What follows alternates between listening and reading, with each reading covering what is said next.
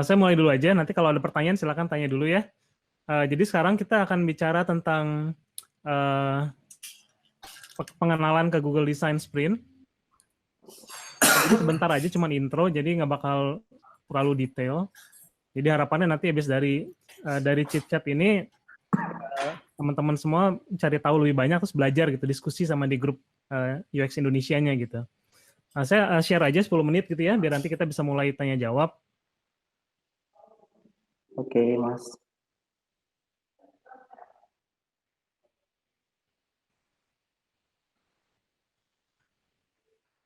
Oke, jadi kita bicara tentang Google Design Sprint.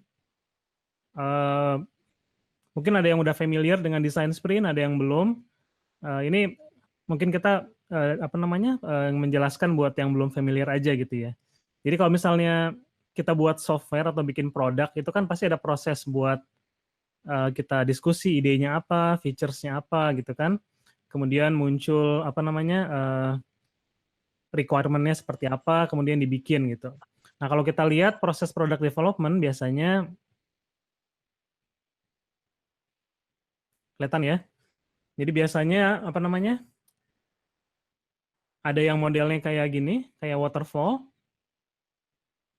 Jadi ini yang biasa, kita bicara tentang features. Kemudian kita bikin plan gimana sih cara apa yang mau dibikin gitu ya. Terus kemudian kita langsung build.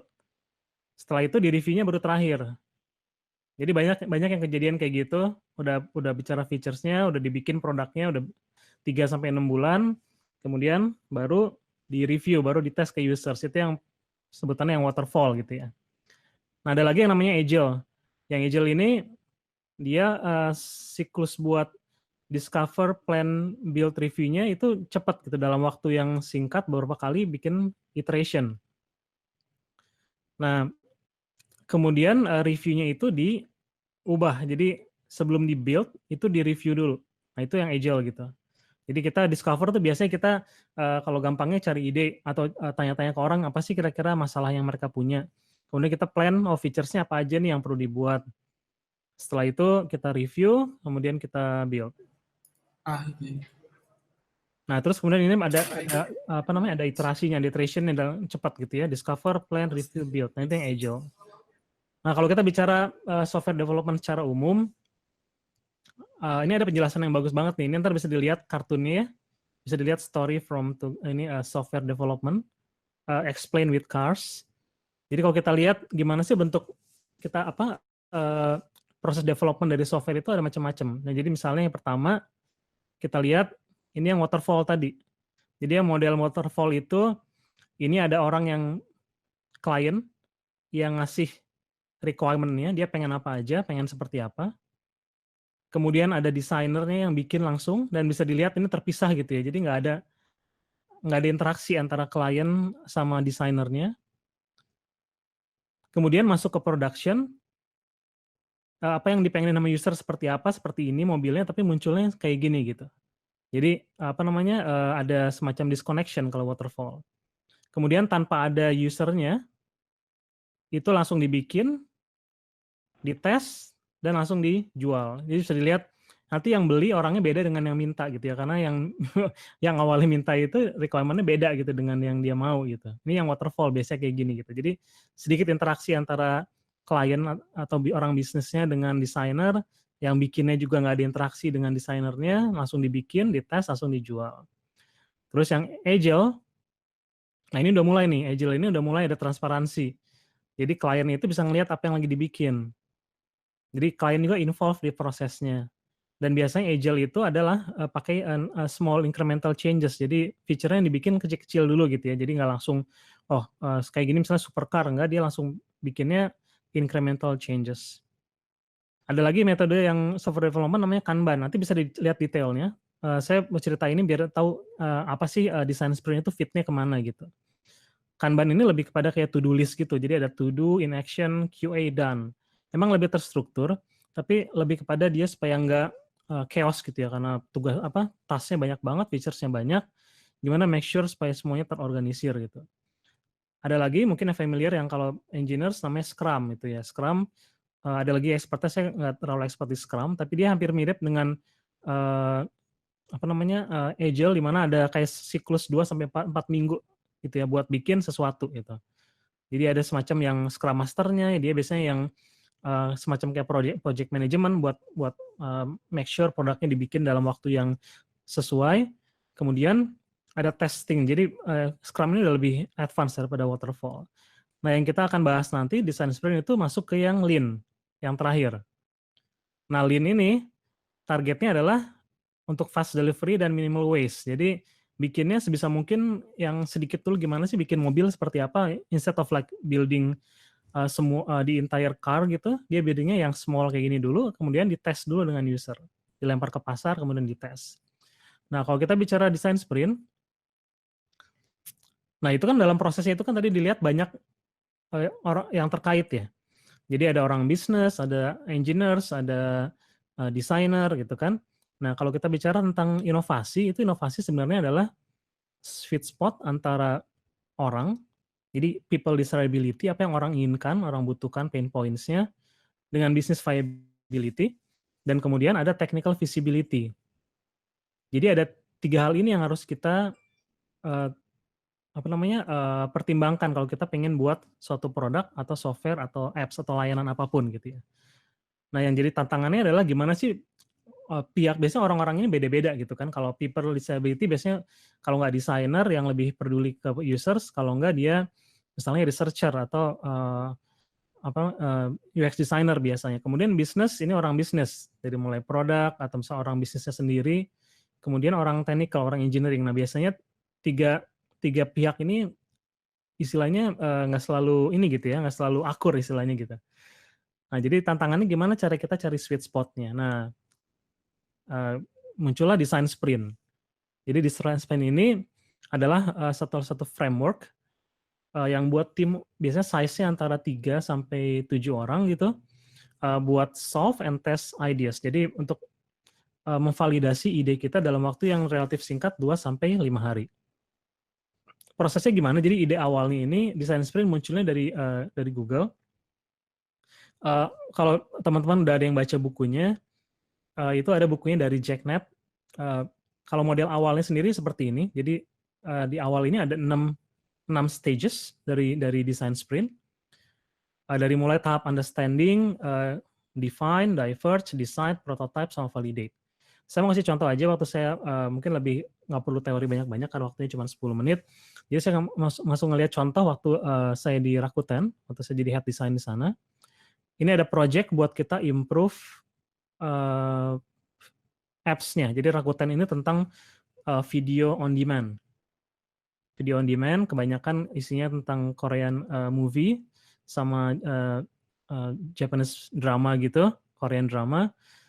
Nah, salah tugasnya adalah kita mau dikasih, mau improve apps-nya seperti apa. Jadi kita waktu di sana apply design sprint sama,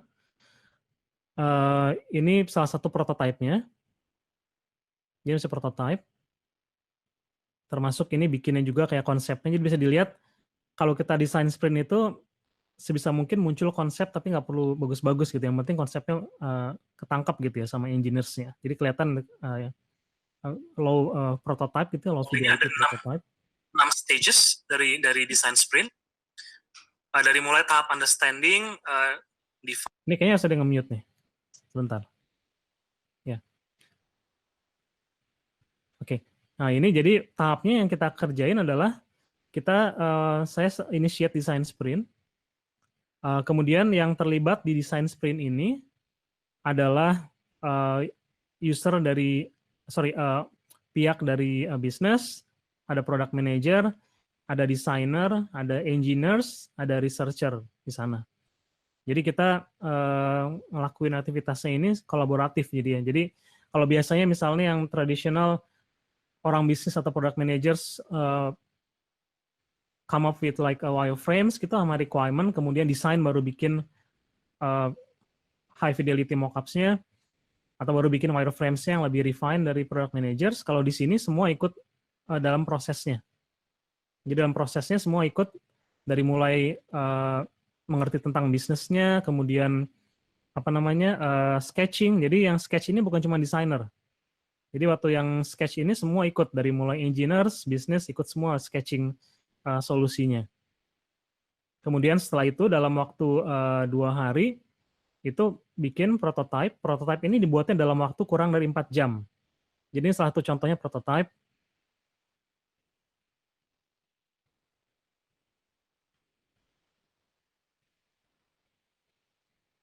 Jadi bisa dilihat ini apa namanya, interaksinya udah kelihatan, orang bisa klik, kemudian di tab juga dia bisa ada semacam transisinya ke halaman yang lain. Jadi ini dibuatnya dalam waktu 4 jam, pakainya pakai Keynote. Jadi Keynote itu presentation software ya di iOS, di MacBook. Nah, setelah bikin prototype, ini tahap yang paling penting. Jadi desain sprint atau apapun produk yang kita buat, itu kan penentunya apakah digunakan atau enggak kan oleh user ya. Jadi bukan oleh diri kita sendiri gitu. Nah, jadi setelah kita bikin prototype, ini yang termasuk yang kritikal, kita tes dengan users. Jadi, nah tes dengan users ini tesnya dengan real users gitu ya, bukan tes dengan internal team atau dengan orang dengan departemen yang berbeda gitu. Itu bias gitu ya. Jadi komennya nggak bakal bisa dibilang nggak valid nanti. Jadi kita tes kalau ini kebetulan dulu apa namanya usernya kebanyakan ada di Amerika, di US. Jadi kita remote usability testing. Tapi kita tetap kerjain. Jadi setelah selesai 4 jam malamnya atau besok paginya kita usability testing dengan users. Kemudian hasilnya ini nggak kalah penting. Jadi selama desain sprint itu salah satu tahap yang dibahas adalah juga tentang apa yang diukur sebagai patokan keberhasilan dari produknya. Nah, jadi matriksnya harus jelas. Itu nanti ada di detailnya, nanti saya kasih lihat dengan cepat aja. Jadi salah satu contohnya adalah kita pengen improve misalnya banyaknya orang yang baca berita di salah satu film misalnya. Nah, ini kenaikannya sampai 200% increase-nya. Jadi orang yang baca berita setelah kita buat desain yang baru naik sampai 200%.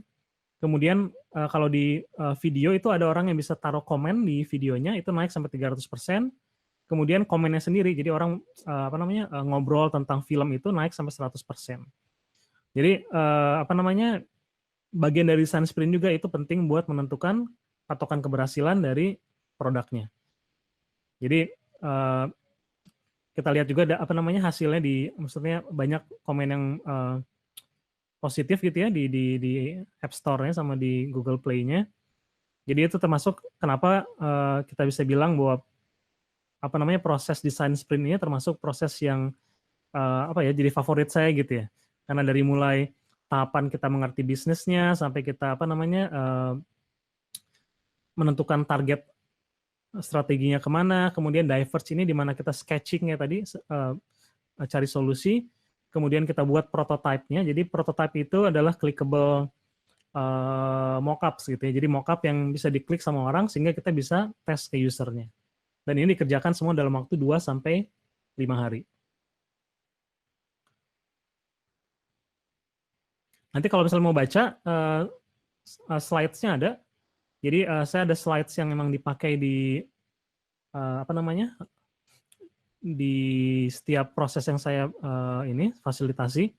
Jadi ini ada di slide share. Nanti bisa dilihat di slide share. Ini lengkap. Jadi kalau teman-teman pengen run design sprint, ini bisa pakai slides-nya. Termasuk ada kayak misalnya sampai menitnya. Jadi misalnya nanti setiap tahapnya ada di situ. Kemudian milestones dari design sprint sendiri ada sampai hari ke-1, ke-2, ke-3 apa. Kemudian untuk setiap harinya sendiri sampai ada misalnya menitnya kayak gini. 10 menit apa yang dikerjakan. Ada contohnya di sana. Kemudian ada juga contoh di sini, lihat detailnya apa yang harus dikerjakan, menitnya berapa. Nanti kalau teman-teman pengen run design sprint sendiri, nanti bisa refer ke slides yang udah saya upload di slide share. Jadi mungkin gitu dulu, terus dibuka kali pertanyaan kali ya. Silakan pertanyaan dulu aja.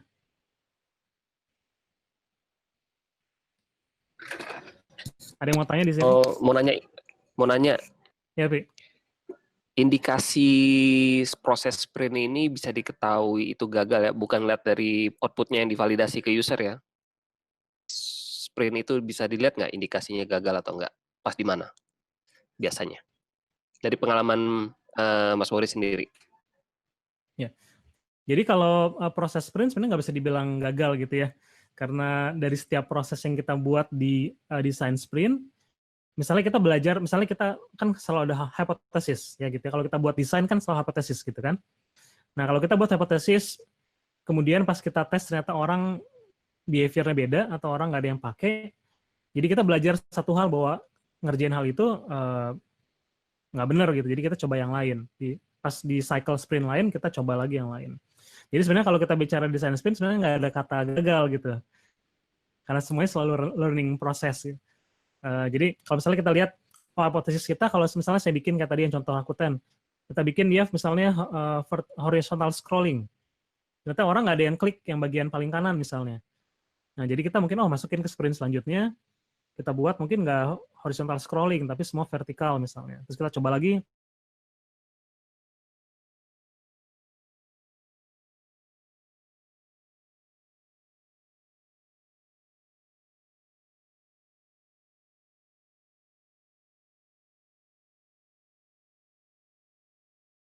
matrix. Jadi matriksnya kan ditentukan dulu. Misalnya kalau kita yang video misalnya ya, salah satu matriks keberhasilannya adalah orang yang baca berita, jadi misalnya average user yang baca berita misalnya naik jadi dari misalnya cuman 1.000 orang per hari jadi misalnya 2.000 orang gitu. Nah, itu patokan kita buat kita punya kayak goals-nya.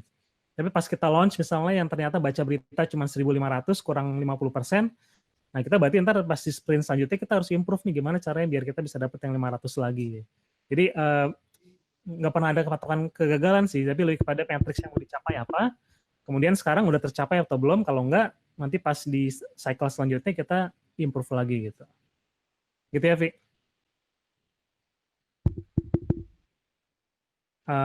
Tadi ada pertanyaan ya? Sebentar. Yang sini dulu, ada yang mau tanya dulu sebelum saya lihat yang chat, karena chat kayaknya rame juga nih. Ya, Kang, saya mau nanya, Kang. Siapa ini? Adam, Pak. Adam. Oh, Adam. ya. Pak Adam, apa kabar? Baik, baik. Kabar baik, Kang. Belum pernah ketemu kita langsung ya, padahal saya udah beberapa kali ke sana ya, Nikom ya. Ya, betul. Mau nanya, Kang, kalau misalnya kita menjalankan desain Google Design Sprint, kan di situ ada business need dan ada user-nya ya. Nggak sih sebetulnya untuk bisa menyelaraskan supaya tidak terlalu menyimpang antara business need dengan si user need-nya sih. Misalkan bisnis pengennya A, sementara user need-nya tuh lebih ke arah B misalkan. Nah, itu kan kita harus bisa nemuin sweet spot-nya. Tekniknya ada nggak itu, Kang? Ya. Jadi kan kalau misalnya saya bicara ini aja, kalau misalnya user pengen A, terus bisnis pengen A, usernya pengen B. Tapi akhirnya yang menggunakan produk kan B ya? Iya, betul. Jadi akhirnya A-nya nggak tercapai gitu kan? Iya. Ya. Jadi kalau paling di awal itu kita harus, makanya kalau desain sprint itu, proses yang pertama itu yang namanya, bentar, saya share screen saya dulu biar lebih jelas. Jadi kalau kita lihat yang pertama,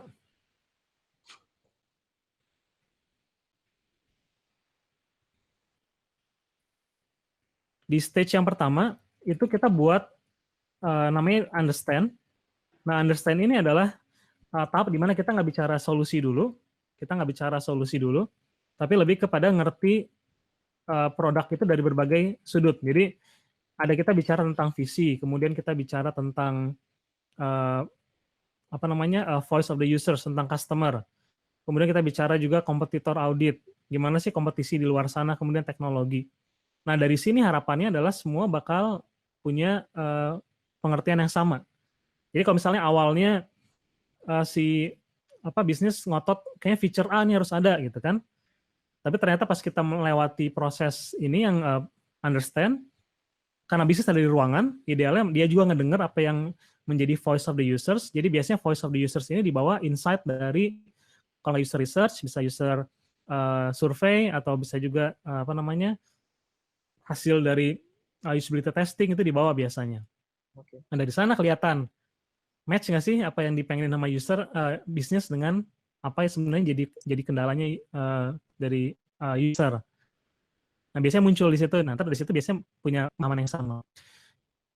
Yang jadi biasanya jadi masalah adalah bisnis itu sama orang desain atau sama orang yang ngerti usernya nggak pernah ngobrol gitu, jadi nggak pernah ketemu, nggak pernah klop, akhirnya nggak pernah diskusi apa sih yang harus dibikin kayak gitu.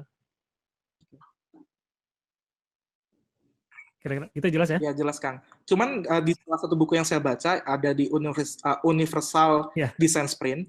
Salah satunya kita bisa memperpendek umur dari si sprintnya itu sendiri. Apakah kalau di Google Design Sprint itu diperbolehkan atau tidak, Kang? Ini misalnya sprintnya sprint engineering apa sprint desainnya? Sprint desainnya, Kang. Jadi kan kalau Google Design Sprint tadi akan sebutkan 2 sampai 5 hari. 5 hari ya. Nah, di salah satu buku itu bahkan ekstrimnya 1 hari itu bisa dilakukan dalam 1 hari, ekstrimnya di buku itu disebutkan. Nah, apakah Google Design Sprint itu memperbolehkan hal itu terjadi atau lebih baik jangan gitu? Kalau pengalaman saya sih paling sedikit 3 hari gitu ya. Paling sedikit 3 hari. Karena hari pertama itu buat yang ngerti bisnis sama mengerti tentang semuanya, tentang landscape produknya segala macam. Hari kedua itu mulai ideation dan bikin prototype. Kemudian hari ketiga khusus dedicated buat tes ke validate ke users. Oke. Jadi mungkin 1 hari itu bisa dibikin kalau misalnya kita udah running design sprint sebelumnya. Jadi kita udah ngerti tentang bisnis, udah ngerti tentang masalah yang mau dihadapin. 1 hari mungkin lebih ke ideation, bikin prototype, sama tes ke users. Jadi itu mungkin 1,5 hari lah. Tapi sehari terlalu sedikit gitu ya, belum preparation buat cari usernya segala. Ya, Kang, terima kasih Kang. Ya. Kalau belum ada pertanyaan dari sini, saya loncat dulu ke yang chatting. Saya mau lihat chat dulu, kelihatannya ada pertanyaan juga dari chat. Sebentar.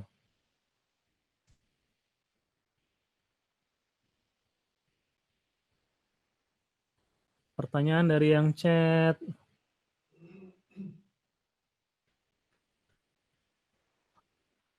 Yang pertama, cara dapat user dan strateginya agar si user mau untuk ikut testing. Jadi kalau cuma cara dapat user banyak caranya sih. Kalau saya kayak misalnya kalau misalnya kita nggak punya budget gitu ya, itu bisa minta teman buat cari temennya atau saudaranya misalnya. Jadi macam-macam caranya. Terus kalau misalnya pakai sosial media bisa. Saya berapa kali juga dapat user dari sosial media gitu buat dapat usernya. Jadi nggak harus selalu harus dibayar usernya misalnya.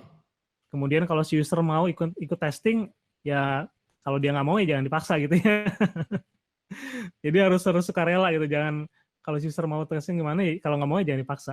Bahkan kalaupun kita udah panggil user sampai ke kantor atau misalnya kita mau tes, ternyata si usernya pengen pulang ya kita harus bolehin dia pulang gitu. Nggak boleh dipaksa untuk ikut, nanti hasilnya nggak bagus gitu ya. Ojo makso ya kalau orang Jawa bilangnya gitu ya. Ada pertanyaan dulu dari yang sini, dari yang hangout mungkin sebelum saya loncat lagi ke yang chatting. Mas Boris mau tanya. Ya, siapa nih yang nanya? Ini. Halo. Ardo. Ardo ya? Ya, apa kabar Ardo? Assalamualaikum. Baik, alhamdulillah. Waalaikumsalam. Mau tanya. Ketemu juga ya langsung ya. Virtual. Iya nih. Idolaku ini. Gini Gimana, Mas Boris, saya pernah baca di suatu buku ya, kalau pada saat kita testing ke audiens, itu kecenderungan user atau audiens ini tuh kecenderungannya adalah mengkritisi. Jadi tidak experience dalam sebuah desain yang sudah kita buat. Menurut Mas Boris gimana? Jadi apakah outputnya ini memang bisa kita percaya atau memang karena user datang itu kritis gitu orangnya. Gimana Mas Boris? Ya. Jadi mungkin salah satu contohnya kalau misalnya kita ngasih lihat dia halaman e-commerce gitu, terus dia bakal bilang harusnya tombolnya di pojok kanan misalnya, atau warnanya harus tombolnya merah gitu kan ya. Biasanya kayak gitu kan user ya. Iya. Model kayak gitu kan. Nah kalau di usability testing ini kembali ke si fasilitatornya. Jadi emang skill buat jadi fasilitator usability testing emang butuh latihan. Jadi yang kita pengen tahu kan user itu, jadi gini, user itu kan dia ngomong apa yang dia mau, tapi sebenarnya di belakang itu ada hal yang dia butuhkan gitu kan. Jadi ada want, ada need. Nah yang dia bisa omongin biasanya itu want-nya, apa yang dia mau. Oh saya maunya tombolnya di kanan, atau saya maunya tombolnya warna merah gitu kan. Nah tapi needs-nya apa? Nah itu yang harus ditanya. Jadi kita bilang, kalau misalnya tombolnya jadi warna merah, itu kenapa gitu kan. Nah, terus dia bilang, oh soalnya saya butuh misalnya quick access gitu, akses cepat ke tombol buat beli. Atau misalnya saya nggak ngeliat nih tombol yang tadi di bawah. Nah, jadi kita ketemu dia apa namanya sebenarnya needs-nya atau yang real problems-nya apa gitu. Jadi harus ditanya terus. Nah, kalau salah satu prinsipnya itu salah satunya ada namanya tekniknya namanya 5Y, 5Y. Jadi kalau user mulai mengkritisi aplikasi kita atau produk, kita tanya sampai 3 sampai 5 kali why, kenapa. Nanti ketemu akhirnya core problems-nya apa gitu. Karena user emang bakal awalnya kritisi yang dia bisa lihat. Oh, harusnya gambarnya diganti gambar ini misalnya. Kita harus tanya kenapa. Oh, soalnya kalau saya nggak tertarik dengan gambar yang seperti ini misalnya. Terus tanya lagi kenapa. Terus dia bilang, mungkin soalnya saya butuh gambar buat bisa meyakinkan saya buat beli. Nah, jadi needs-nya itu sebenarnya gambar yang bisa meyakinkan dia buat membeli produk misalnya. Jadi kayak gitu. Jadi harus ditanya terus why-nya seperti apa.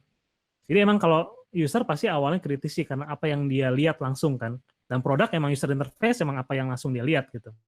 Cuman kita sebagai fasilitatornya harus bisa ngegali sampai dapat intinya apa sih yang dia masalahkan gitu. Gitu ya. Oke, Mas. Thank you, Mas. Ya. Sebelum ada pertanyaan, saya loncat dulu ke chatting.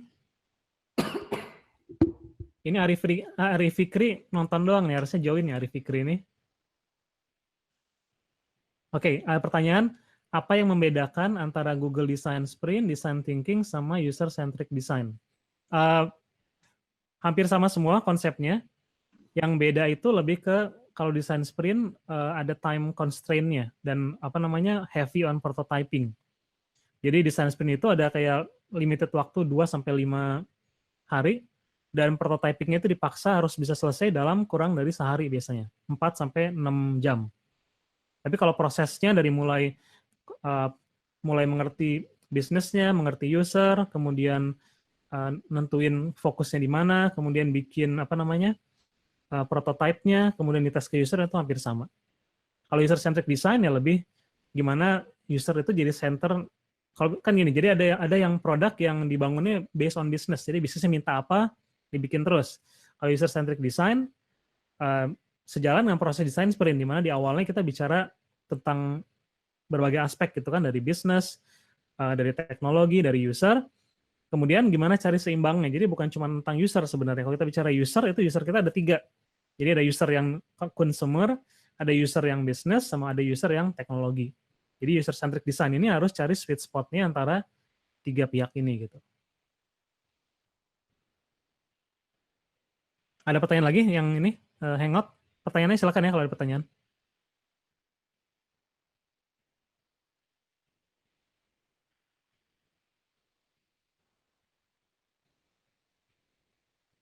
Di Hangout nggak ada pertanyaan? Nggak ada ya? Mungkin dari yang chat lagi.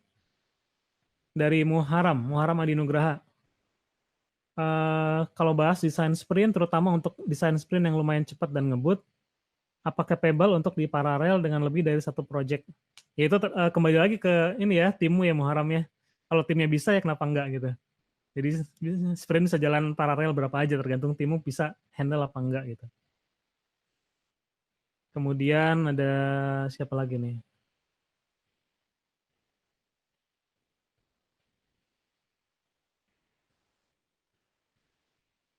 Ntar dulu. Bentar ya. Pertanyaannya lumayan banyak, sebentar ya saya cari dulu. Ini nggak usah di-expand soalnya.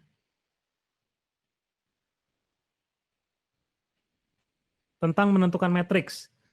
Jadi matriksnya disepakati sebelum mulai desain sprint-nya kah? Jadi matriks itu ditentukan pas tahap yang kedua. Jadi kalau kita lihat nanti pas yang di desain sprint, di tahap yang saya share screen aja ya biar kelihatan. Jadi buat yang matriks, itu pas yang di tahap kedua.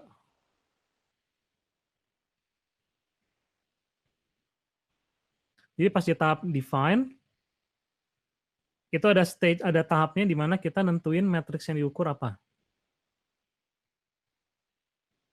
Nah ini jadi nanti di tahap kedua, tadi pertanyaan dari aksara anakku namanya nggak tahu saya. Jadi matriksnya ditentukan di tahap kedua, dan salah satu yang bisa digunakan ini ada dari Google ya, namanya pakai Heart Framework. Ini saya belum taruh di sini. Jadi Heart Framework itu salah satu cara buat mengukur user experience. Jadi Heart itu happiness, engagement, adoption, retention, sama task success. Nanti bisa di search di Google Heart Framework. Jadi itu cara buat kita bisa nentuin kira-kira matriks apa aja mau digunakan untuk mengukur keberhasilan dari produk.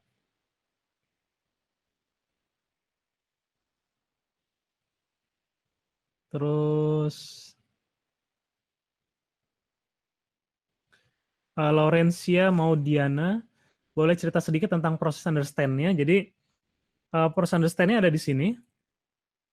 Di slide-nya ada ya. Jadi kita paling nggak ada 5 topik yang kita bahas. Jadi ada project vision, ada voice of the users,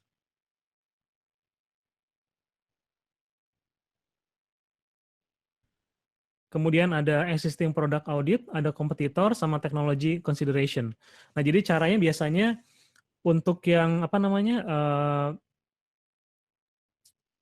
di setiap topik ini nanti kita akan undang misalnya kalau nggak VP produknya, bahkan CEO-nya gitu buat cerita project vision. Selama waktu tertentu ini 12 menit karena waktunya cuma 2-3 hari gitu ya. Mungkin bisa diperpanjang juga nanti. Kemudian voice of the users ini biasanya orang yang berinteraksi dengan users. Jadi misalnya kayak researcher atau misalnya marketing research-nya gitu ya, sharing tentang apa sih yang berkaitan dengan users. Jadi ada patokannya juga di sini, nanti ada project vision. Yang dibahas adalah misalnya dalam 5 tahun produknya mau seperti apa, challenge-nya seperti apa gitu kan. Kemudian revenue-nya berapa. Kemudian setelah selesai, orang yang ngerti tentang users cerita tentang behavior user seperti apa. Setelah itu selesai lagi setelah 12 atau 30 menit, ganti ke biasanya product manager, cerita produknya seperti apa sih waktu pertama kali mulai, kemudian sekarang udah berevolusi seperti apa. Kemudian masuk lagi ke kompetitor audit, ada ini apa namanya, apa yang dibahas tapi nggak limited to these questions. Tapi biasanya dia termasuk kayak misalnya apa sih yang lagi tren, kemudian industri apa lagi sih yang bisa kita adopsi. Misalnya kita bergerak di transportasi gitu kan. Nah di tahap ini buat dapat ide kita bukan cuma ngebahas transportasi aja, tapi juga kita ngelihat misalnya coba industri hotel misalnya, apa yang bisa diadopsi, apa yang bisa diadopt misalnya dalam proses customer loyalty-nya atau registration-nya atau engagement-nya. Nah, itu di sini dibahas. Kemudian teknologi. Nah, di sini orang dari engineers-nya, dari tech-nya share hal yang berkaitan dengan teknologinya. Jadi ini yang buat tahap understanding-nya. Kalau mau tanya silakan ya dari sini ya.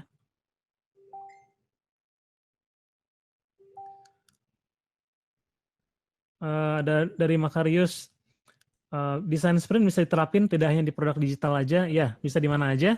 Jadi termasuk yang kayak misalnya service design yang offline experience, kayak misalnya desain antrian atau desain space gitu ya, itu bisa juga dipakai buat di desain sprint kan. Jadi nggak harus yang digital. Jadi intinya dari mulai kita mengerti users, kemudian kita tentukan fokus, kemudian kita bikin prototype dan tes di user, itu bisa diterapkan di mana aja. Kemudian minimal berapa orang buat tunjukkan prototype. Jadi ada patokannya itu kalau buat usability testing biasanya 5-8 orang. Dengan 5-8 orang kita udah bisa dapat paling nggak 80-85% improvement gitu ya, atau bugs-nya dari produk kita.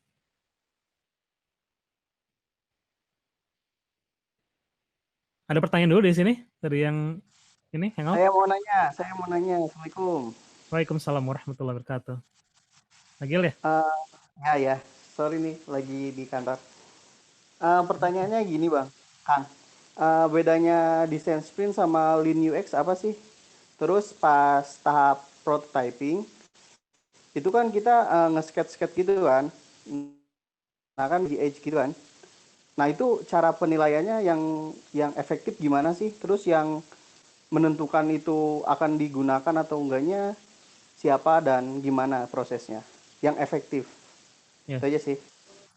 Ya. Jadi kalau bicara Lean UX hampir mirip sih semua ya.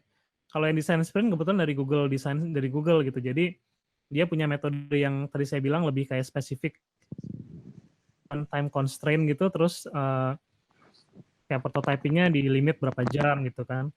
Lean UX juga mirip sih kalau jadi lebih kepada ini sih ke metode aja, metode development-nya gimana. Sama Lean UX kayak lebih ke konsep ya, jadi lebih kayak mindset-nya gimana supaya kita bisa deliver MVP dan bisa juga kayak semacam hacky gitu ya. Jadi kita nggak perlu misalnya kita mau bikin, kan orang gini, saya banyak banget dapat email misalnya, Mas kita mau bikin apps nih, ini rencananya gitu kan, ada flow-nya segala macam. Ternyata sebenarnya menurut saya nggak perlu bikin apps, bikin aja pakai misalnya WordPress gitu. Jadi buat form-nya bisa pakai di WordPress, terus buat pembayaran ya manual dulu pakai BCA. Jadi Lean UX lebih kepada mindset buat kita harus bisa deliver sesuatu dalam waktu yang singkat.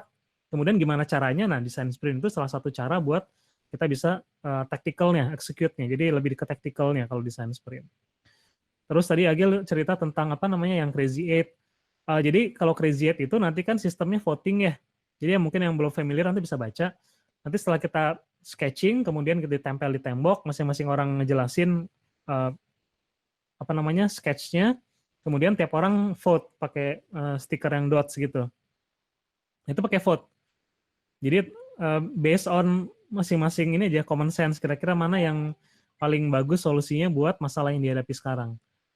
Hanya yang harus diperhatikan kalau kita desain sprint, itu dalam ruangan harus ada si decision maker. Jadi orang yang pengambil keputusan harus ada di ruangan. Jadi si pengambil keputusan ini dia kekuasaannya besar gitu ya. Jadi dia bisa mengoverrule voting yang lain. Jadi kalau misalnya orang lain voting dimanapun, ternyata dia pengennya misalnya kita bikin yang A gitu, yang lain pilih B, C, D gitu kan, yang satu yang decision maker pilihnya A, itu kita harus ikut sama decision maker-nya gitu. Cuman kalau kita prosesnya benar dari awal, biasanya si decision maker-nya udah punya apa namanya insight-nya udah banyak. Jadi pas dia bikin decision, kita harus ke arah sini misalnya. Yang dipilih solusi yang ini dia udah punya kayak pertimbangan banyak dari berbagai pihak. Yang biasanya kalau di konvensional itu dia ya pikir sendiri aja gitu, kira-kira apa yang paling bagus. Kayak gitu, Gil. Siap, nuhun Kang. Ya. Terus yang si decision maker itu biasanya siapa sih yang ngejabat, atau CEO kah, product designer kah, atau project manager? Jadi siapapun yang bisa nentuin bahwa kalau misalnya kita mau bikin A atau B minggu depan, ya itu yang bakal dibikin A atau B gitu. Jadi kalau misalnya head of design pun nggak bisa nentuin bahwa kita minggu depan bikin A, ya dia bukan decision maker. Mungkin VP product mungkin. Atau mungkin juga CEO-nya langsung gitu. Sip, paham. Thank you. Oke.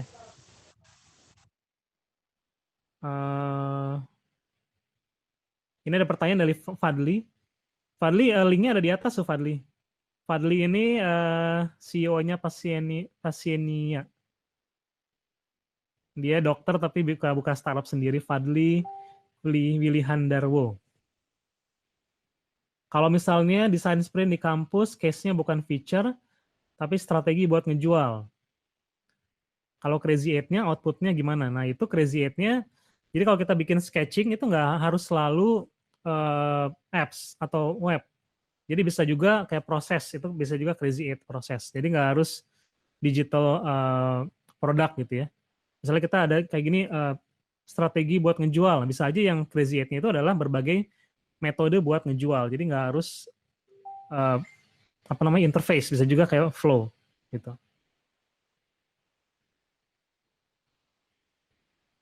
Ada pertanyaan lagi yang di sini yang di Hangout?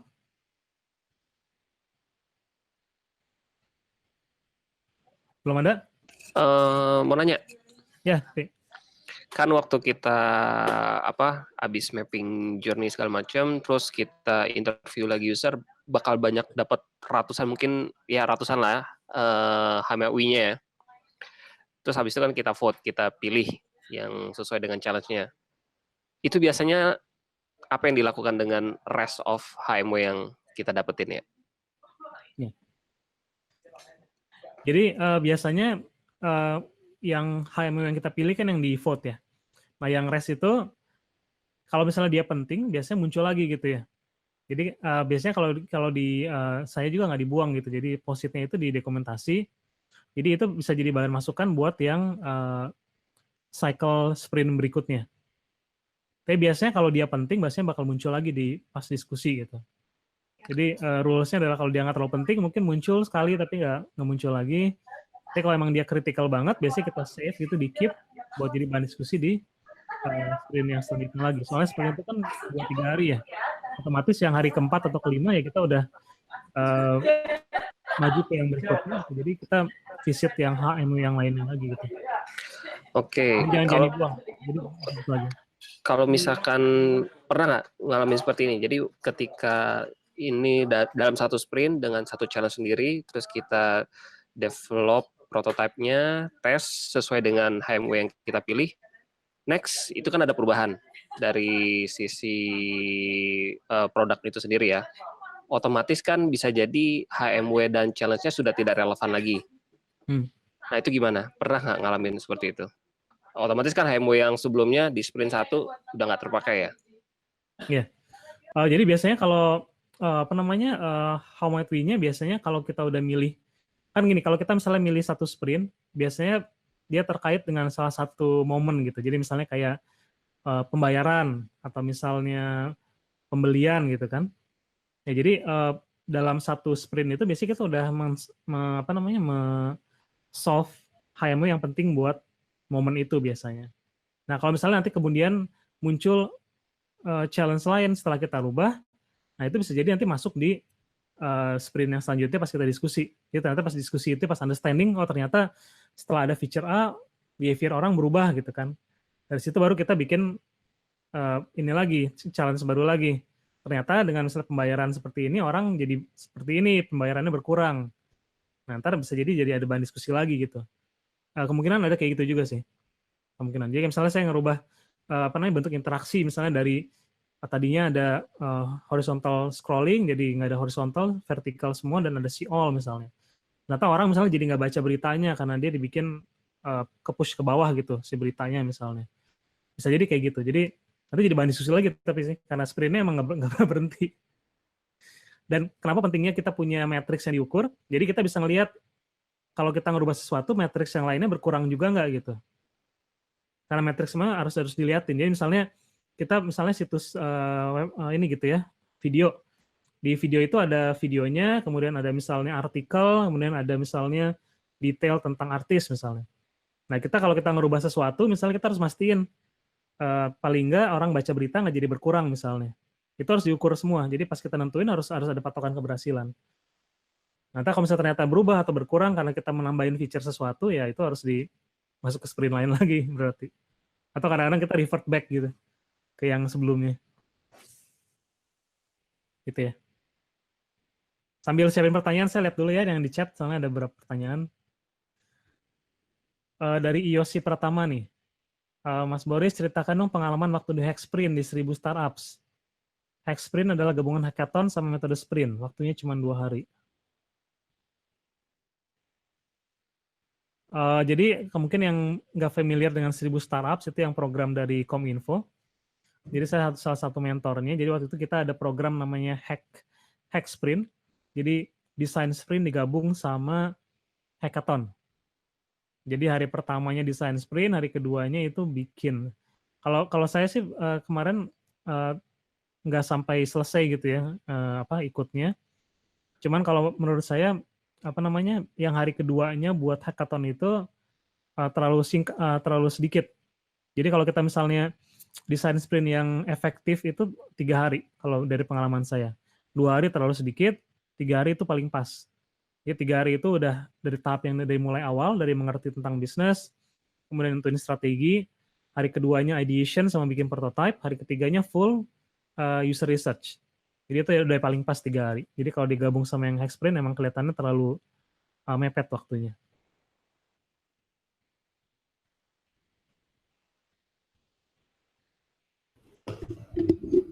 Mas mau tanya dong, Mas. Ya, silakan.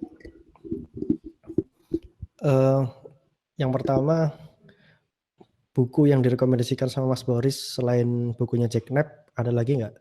selain desain sprintnya Jeknet. Terus yang kedua agak out sih Mas. Tapi aku pengen nanya, caranya jadi Google Mentor gimana Mas? Thank you. Kalau misalnya buku yang sprint itu buat kayak basisnya, buat prosesnya.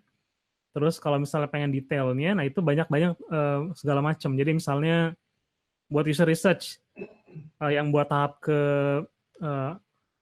validasi, atau misalnya buat jadi bahan bakar buat yang diskusi hari pertama gitu ya, itu kan butuh masukan user research. Biasanya user research dikerjain sebelum design sprint. Nah itu bukunya ada kayak judulnya Understanding Users. Understanding Users, saya lupa pengarangnya siapa. Itu pernah dibahas juga di yang chat kedua apa ketiga gitu ya. Understanding Users. Kemudian kalau buat prototypingnya sendiri banyak bukunya macam-macam. Saya nggak inget bukunya, tapi nanti saya share ya kalau saya inget ya. Terus buat yang user testing, yang favorit saya itu dari Steve Krug, judulnya Rocket Surgery Made Easy. Jadi dia ngajarin gimana kita bisa ngelakuin lean usability testing. Jadi dia udah practical banget caranya gimana cara ngelakuin usability testing. Terus kemudian kalau buku yang lain tentang ideation segala macam itu kayak complementary gitu ke design sprint. Banyak buku lainnya, ntar bisa saya share di luar ini ya. Di Facebook, ntar kita lanjut di Facebook ya, biar yang lain juga lihat ya. Mas. Oke, sip. Listnya nanti tolong di-share Mas. Ya. Terus pertanyaan kedua jangan lupa Mas.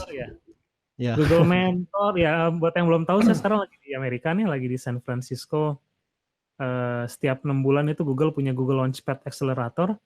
Jadi program buat late stage startup, jadi startup yang udah punya product market fit, kemudian dipanggil ke sini ke San Francisco ke markas Google selama 2 minggu.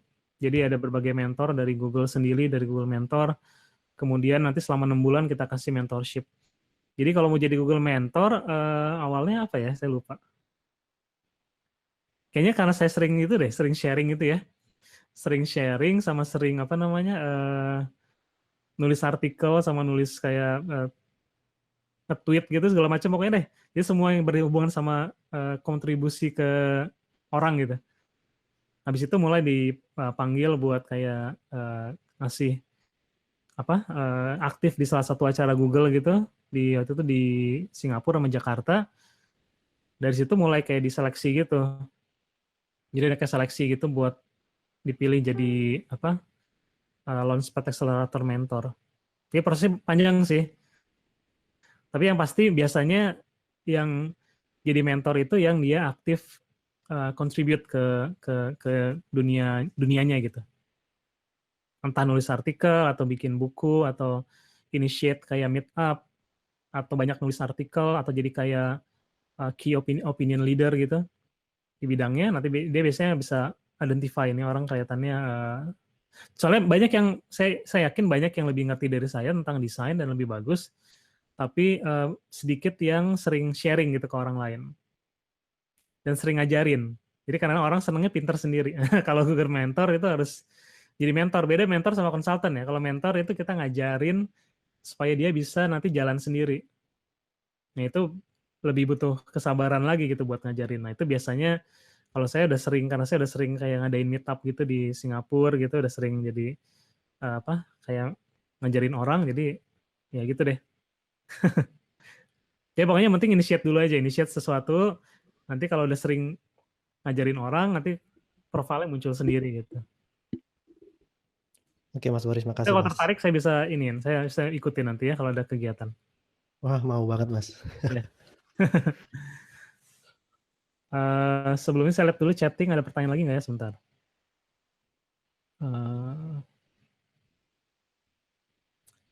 Untuk mengukur matrix heart, misalnya happiness, apakah diukur dengan menggunakan framework kuesioner tertentu? Ya, jadi kalau buat yang heart emang udah ada ada metodenya sendiri, termasuk yang kayak misalnya SUS bisa, System Usability Scale. Kalau yang happiness biasanya NPS gitu ya, Net Promoter Score. Ini dari Pratiwi Susanti. Jadi Net Promoter Score bisa dipakai buat ngukur happiness. Jadi NPS itu kalau yang belum tahu adalah seberapa mau orang mereferensikan produk kita ke orang lain. Itu ada kayak ukurannya NPS. Nanti bisa dicari sendiri. Jadi bisa dipakai, emang ada metode tertentu. Terus ada dari Zainal Muzaki, kalau desain sprint dilakukan sendirian, misal buat project kuliah tugas akhir, efektif nggak? Nggak efektif, karena desain sprint itu kolaboratif effort. Jadi kalaupun buat misalnya tugas akhir, invite aja orang lain gitu buat ikut dalam proses desain sprintnya.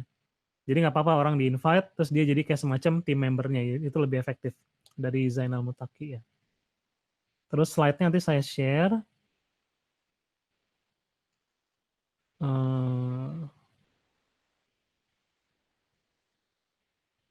Ini dari Alfian Firdaus, buat user testing 5-8 users, apakah cukup atau akan terus berlanjut? Lebih ke parameter testing disebut cukup itu apa? Jadi berdasarkan best practice sama udah dikerjain banyak sekali gitu ya. Jadi 5-8 itu bisa paling nggak mengungkap 80% dari bugs-nya user experience. Jadi udah cukup. Nanti kalaupun masalah mau dikerjakan lagi ya tergantung kondisinya. Kalau misalnya ternyata feel-nya gitu ya, kelihatannya masih banyak yang perlu diperbaiki, ya nggak apa-apa tes lagi gitu. Cuman jangan sampai testing ini jadi ngehambat siklus dari desain sprint-nya, jadi kelamaan. Jadi mendingan 3 hari tes, kemudian di-improve, nanti kalau dites lagi ke user, kalau emang perlu, terus kemudian di-improve lagi. Jadi jangan terlalu lama di user testing-nya. Dari Aldi nih, Aldi Ginanjar dari UX ID Bandung, di design sprint ada decision maker, kalau udah ada keputusan dari decision maker, kemudian CEO mengambil keputusan lain, yang harus diikutin yang mana?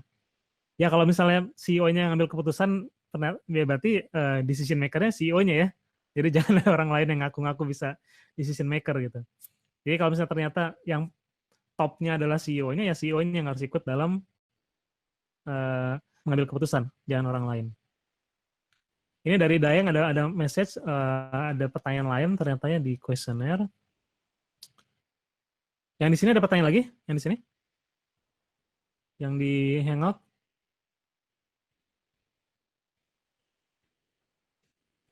Belum ada ya? Dek, tanya Dek. Dede Yusuf. Tanyalah kau. Ini orang Medan ini. Dek, halo Mas. Dek. Mas mau tanya. Ya. Saya Yosi yang tadi tanya. Oh Yosi ya. Apa kabar? Ya. Saya lama sih ngikuti Mas Boris gitu ya, seneng sharing jadi suka belajar gitu dari Mas Boris. Apalagi dulu di Seribu Setara, walaupun ya nggak ketemu gitu. Mau tanya, misalnya kita pengen jalanin desain sprint, tadi kan udah dijelasin bahwa peran fasilitator itu penting banget. Benar kan? Itu kayak gimana sih cara kita biar ya latihan gitu biar jadi fasilitator yang baik? Apakah ada gitu kayak training buat fasilitator desain sprint kayak gitu? Kan kulihat kayak jarang gitu di Indonesia. Itu yang pertama. Terus yang kedua, selama jalanin desain sprint dari beberapa kasus, apakah menemukan kayak suatu kelemahan gitu dari metode desain sprint ini? Kayak gitu. Terima kasih. Ya. Fasilitator, saya sempat ngadain training tapi udah sempat off udah lama gitu, kayak 6 bulan, 7 bulan. Belum ada sih yang spesifik ya. Dulu atau perusahaan saya di yang Bandung ada ngadain desain sprint workshop, tapi sehari aja, bukan buat fasilitator.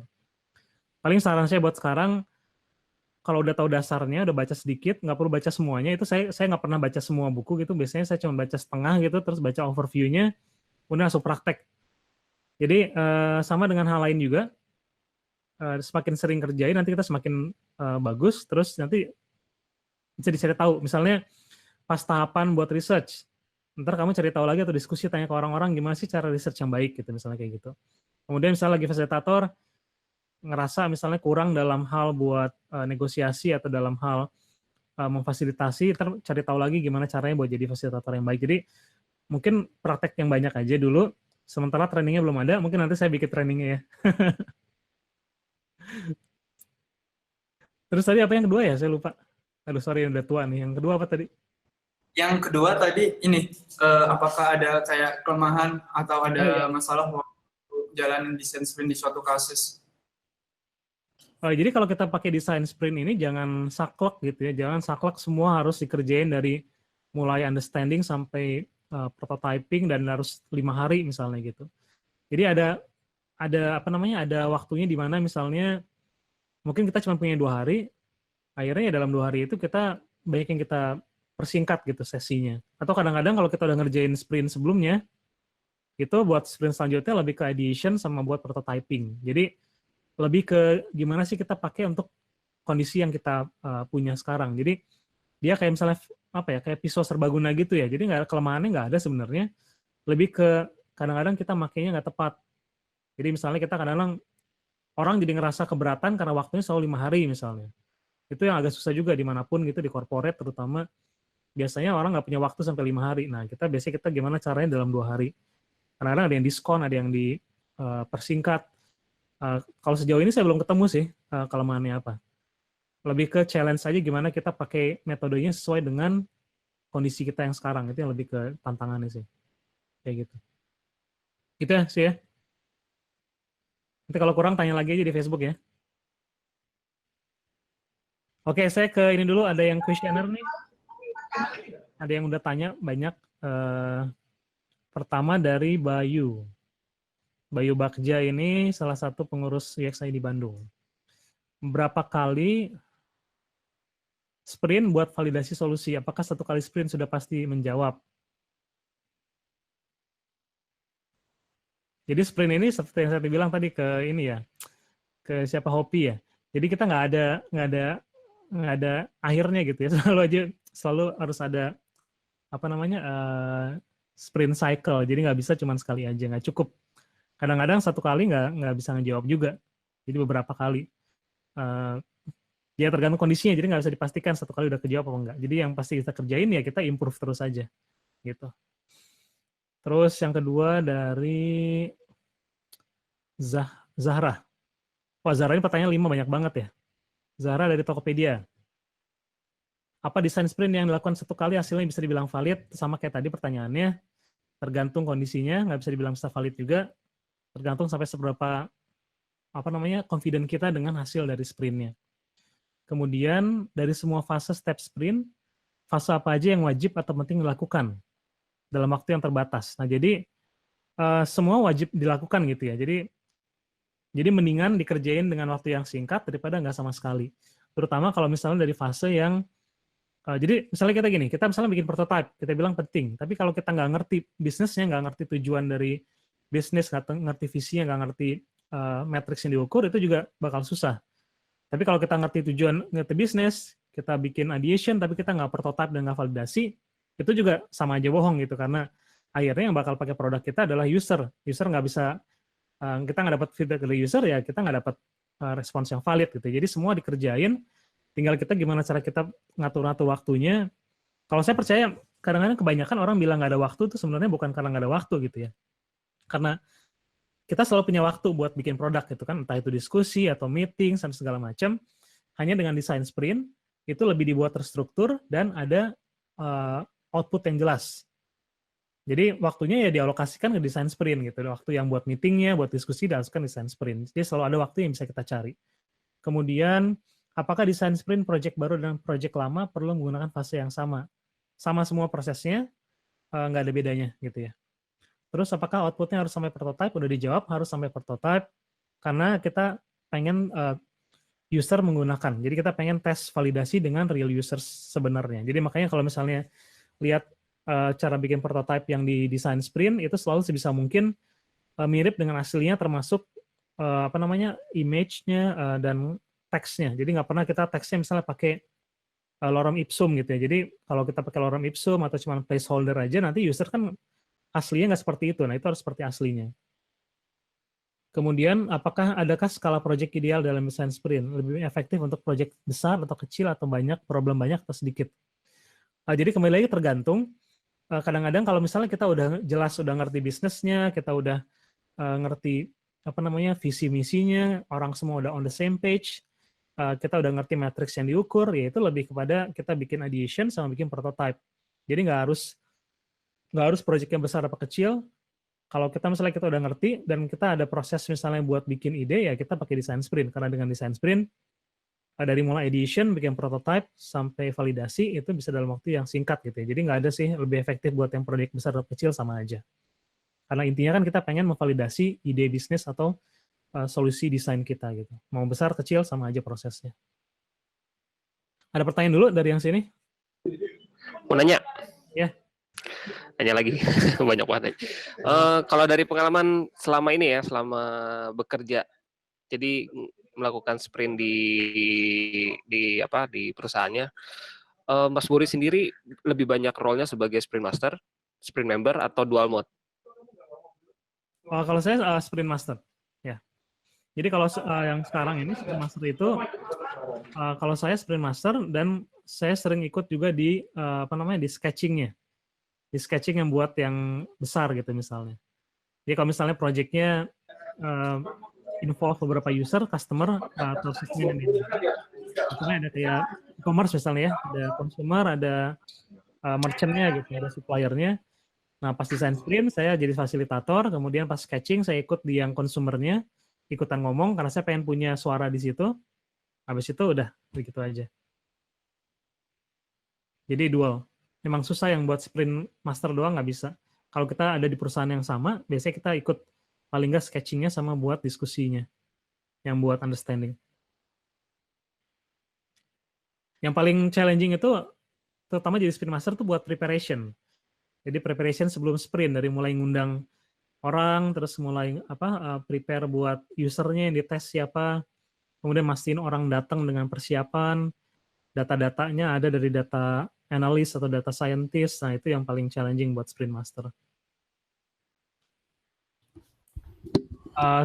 Boris nanya lagi dong, Mas. Ya. Sebentar dulu ya, saya ambil charger dulu sebentar aja. Oke.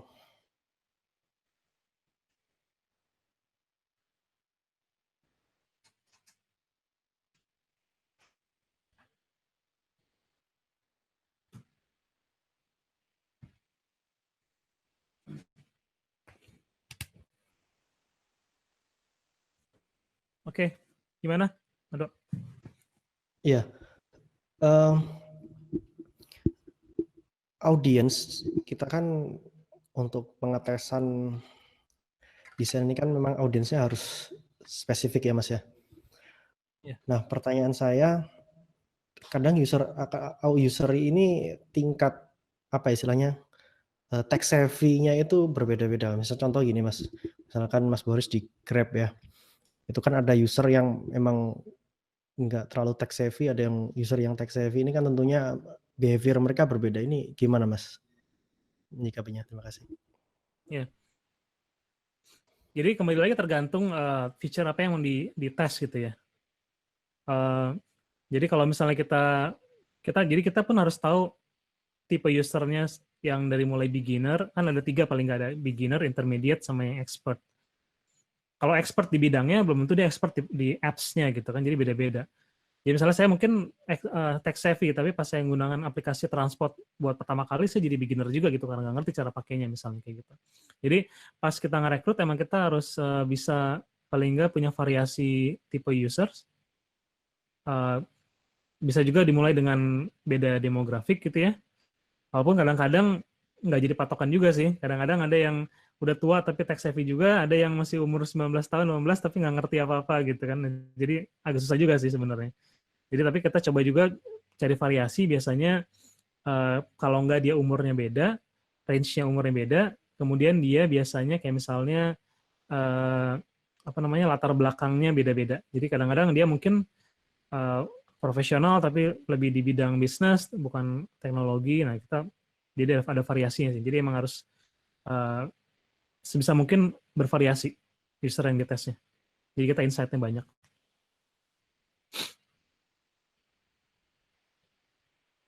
Oke, ini saya lihat yang ini dulu, ada di survei juga. Pertanyaan dari Gilang. Bagaimana mendesain desain sistem? Wah, ini kayaknya lagi rame gitu ya, desain sistem pakai desain sprint. Prosesnya sama aja, nggak bakal dibahas detail. Nanti teman-teman bisa diskusi, kayaknya yang dari UX ID itu punya kayaknya ini di agenda buat membahas tentang desain sistem. Kayaknya lagi rame gitu ya desain sistem. Kalau di yang saya sendiri, apa namanya, biasanya kalau udah mature gitu ya baru bikin desain sistem. Kalau kayak startup mungkin nggak perlu desain sistem, tapi nggak apa-apa kalau misalnya tertarik bahas, mungkin bisa di waktu yang lain ngebahas tentang desain sistem.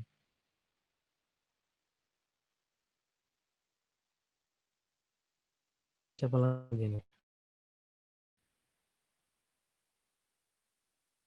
Pertanyaan. Kalau pengen jadi printer, bahasanya. Oh. Jadi Google Design Sprint Master ini bukan jadi buat Googler sama buat Google Expert. Jadi kalau mau jadi Google Expert, steps-nya panjang. Mungkin buat sekarang nggak perlu punya title Google Expert atau Google Sprint Master, asal bisa facilitate, kayaknya cukup gitu ya. Tapi kalau misalnya mau, nanti diskusi yang lain lagi panjang. Gimana prosesnya itu beda sendiri buat jadi Google Expert. Terus dari Reza Faiza Rahman. Kapan kita perlu menerapkan desain sprint? Nah, tadi udah jawab ya. Jadi bisa buat skala besar atau kecil sama aja. Karena intinya itu kan kita memvalidasi ide. Mau besar mau kecil tetap kita harus validasi ide gitu ya. Jadi nggak ada ide yang terlalu kecil buat nggak divalidasi. Jadi tetap mau besar mau kecil tetap harus kita pakai steps yang benar gitu ya buat memvalidasi dengan users. Kemudian terakhir dari Mahendra Data. Apakah bedanya design sprint dengan design thinking?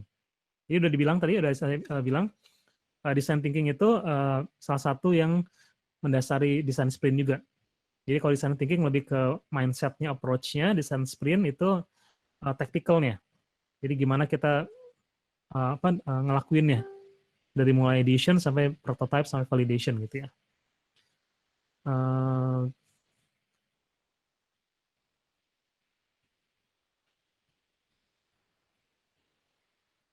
Siapa lagi nih yang tanya?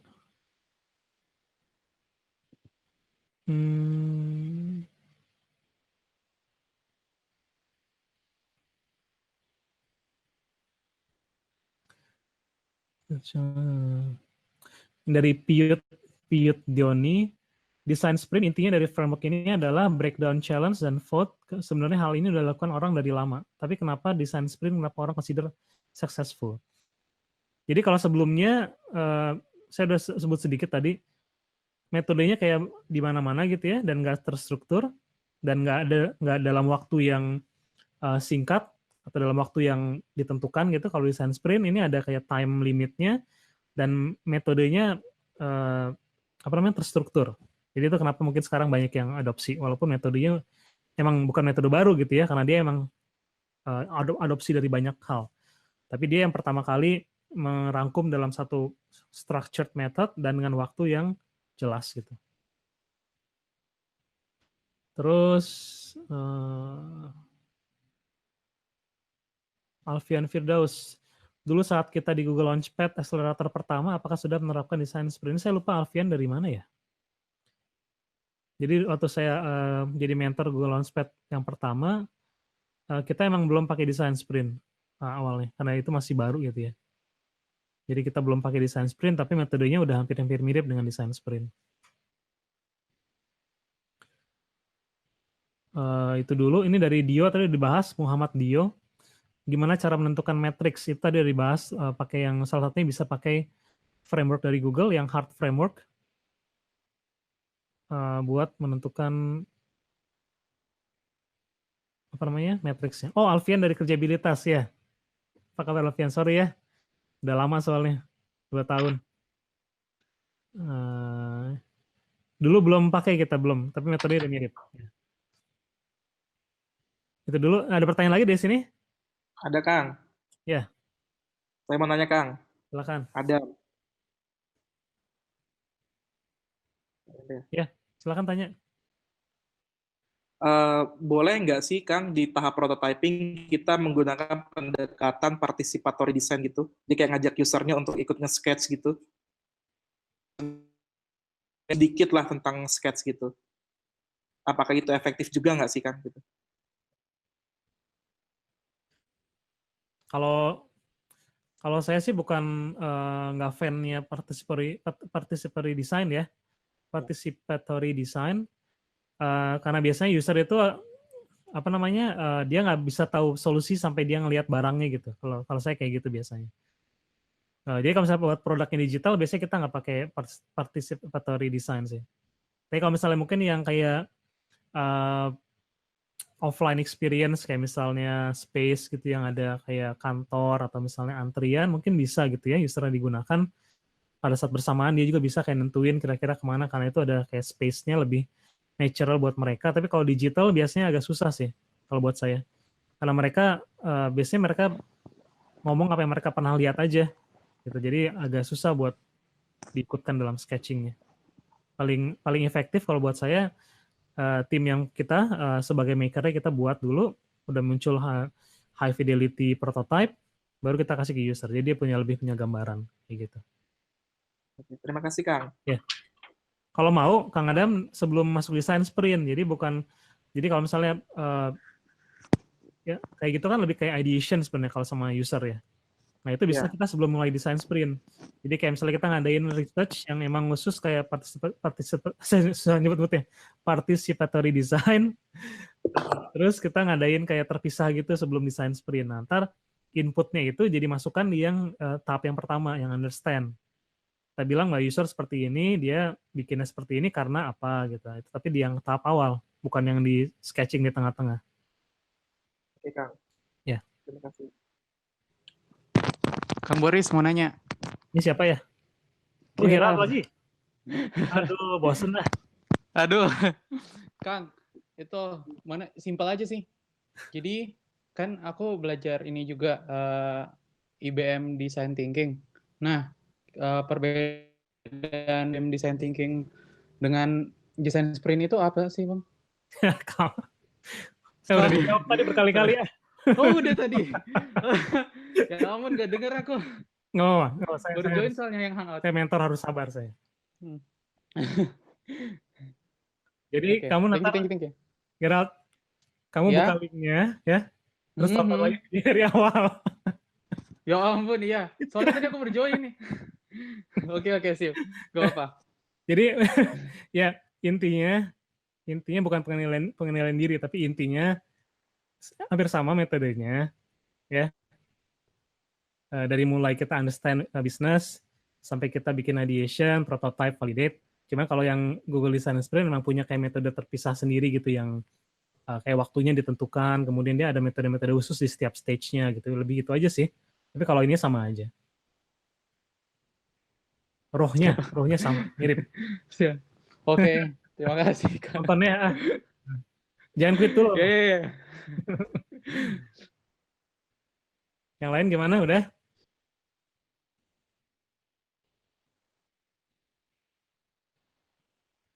Ini satu lagi nih dari Piut. Apakah Sprint Master sama dengan fasilitator? Ya, sama dengan fasilitator. Kemudian apakah Sprint Master bisa juga menjadi decision maker? Agak susah biasanya Sprint Master jadi decision maker. Biasanya nggak pernah, biasanya selalu ini gitu ya. Sebisa mungkin beda. Jadi fasilitator biar dia nggak terlalu nggak terlalu bias gitu ya sebagai fasilitator, dan juga jadi decision maker juga. Jadi biasanya terpisah. Decision maker-nya jadi fasilitator gitu. Oke. Nggak ada lagi? Kalau nggak ada kita selesai dulu. Kang Adam masih ada? Cukup Kang, nanti kalau ada yang disajuin lagi. Ya, enggak. Mas Boris satu lagi Mas, sorry. Ya. Siapa nih? Ardo ya. Ardo. Ya. Mas Boris pernah lihat nggak ada satu tim yang dia pakai Scrum tapi juga pakai desain sprint juga, Mas?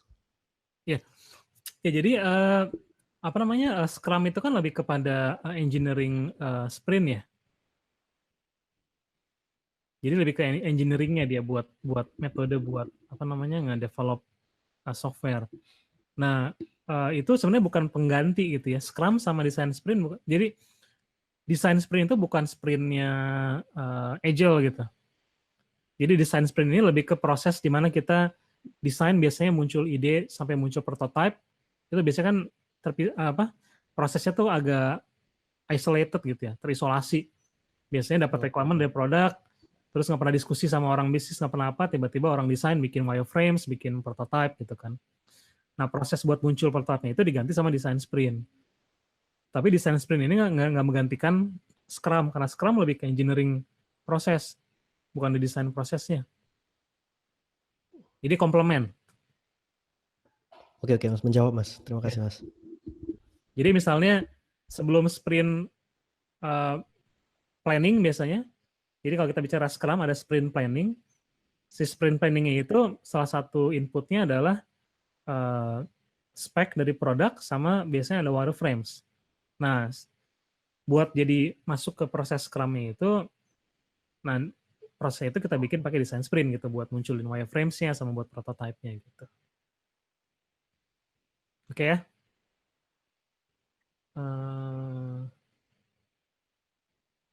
Ini ada pertanyaan dari Nur Wahid, pertanyaannya sama tentang matrix, itu nanti bisa dilihat kalau nggak di slide-nya nanti saya share tentang namanya Google Heart Framework buat ngukur matrix-nya. Udah, nggak ada pertanyaan lagi? Terima kasih banyak ya semuanya udah ini nyempatin waktu siang, mungkin ngambil waktu makan siangnya juga.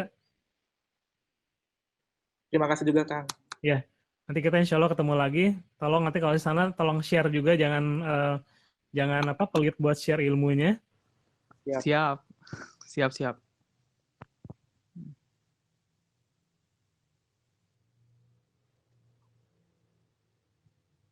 Yang lainnya, terus tolong ramein Facebook grupnya juga. Kalau ada pertanyaan tolong tanya di sana. Kalau ada ilmu atau apa share di sana juga supaya orang makin pada pintar semua gitu. Jadi produk-produknya di Indonesia bisa makin bersaing gitu ya dan makin useful buat orang banyak. Gitu dulu aja ya semuanya. Makasih banyak ya dari mulai Kang Adam, Ardo, Agil. Ini saya nggak tahu nih siapa nih yang Eka, saya nggak tahu nih Gerald, Hopi, Jonathan nggak tahu, Yosi sama udah nggak ada siapa Dede paling. Terima kasih banyak. Sukses buat proyeknya. Sampai ketemu lagi nanti di desain yang lain, sama diskusi yang lain ya. Assalamualaikum warahmatullahi wabarakatuh.